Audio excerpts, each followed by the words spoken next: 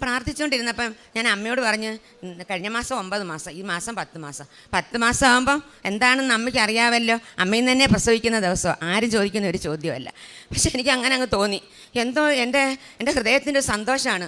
ആ സന്തോഷം എന്ന് പറഞ്ഞാൽ 2 വർഷം കൊണ്ടുള്ള സന്തോഷം ഒരാളോട് നമുക്ക് പറഞ്ഞറിയിക്കാൻ പറ്റത്തില്ല. എന്ന് പറഞ്ഞ് പ്രാർത്ഥിച്ചുകൊണ്ടിരുന്നപ്പം എനിക്ക് പെട്ടെന്ന് ഉറക്കം വരിക. അപ്പോൾ ആ മുറി പ്രാർത്ഥിച്ചുകൊണ്ടിരിക്കുന്ന മുറി തന്നെ ഒരു കട്ടിലുണ്ട്. ഞാൻ അങ്ങോട്ട് കയറി അവിടെ കിടന്നു.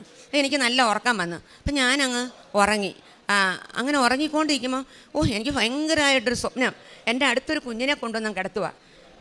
അപ്പം ഞാൻ മായ്ച്ചിട്ടേക്കുക. അപ്പം എൻ്റെ കഴുത്തിലിങ്ങനെ നല്ല മാംസമായ ഭാഗം എന്നെ അങ്ങ് തട്ടി എൻ്റെ 4 കൊച്ചുമക്കളെയും ഞാൻ വിളിച്ചു.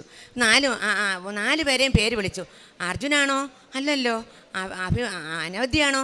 അല്ലല്ലോ. പിന്നെ ഇത് ആരാ? ഇത് പിന്നെ മാധവാണോ? ഇനി ആര് കുഞ്ഞ്? ഈ 4 കുഞ്ഞുങ്ങളെയും ഞാൻ വിളിച്ചു. അഭിനന്ദാണോ? അല്ല.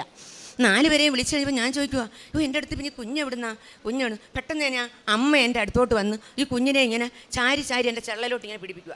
അപ്പം ഞാൻ പറയും, ഞാൻ കണ്ണു തുറക്കത്തില്ല, എനിക്ക് അമ്മയെ കണ്ടുകൊണ്ടിരിക്കണം എന്ന് പറയുകയും ഞാനങ്ങ് കണ്ണു തുറന്ന്.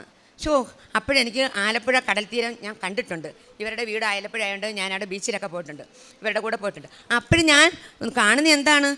അമ്മ ഇങ്ങനെ പറന്നില്ലേ, മാലാഖ പോകുന്നത് പോലെ മേലങ്കി ഇങ്ങനെ പറത്തി മണലും പുറകെ പറന്നു പോകുന്നത് പോലെ പറന്ന്. അത് ഒരിക്കലും എൻ്റെ ഹൃദയത്തിൽ നിന്ന് പോകത്തില്ല. ഓരോ ചലനങ്ങളും അങ്ങനെ ഞാൻ അമ്മയെ ഞാൻ കുഞ്ഞാണെന്ന് പറഞ്ഞ് എൻ്റെ കുഞ്ഞിനെ അടുത്തുകൊണ്ട് കിടത്തി തന്നിട്ട് പോയി.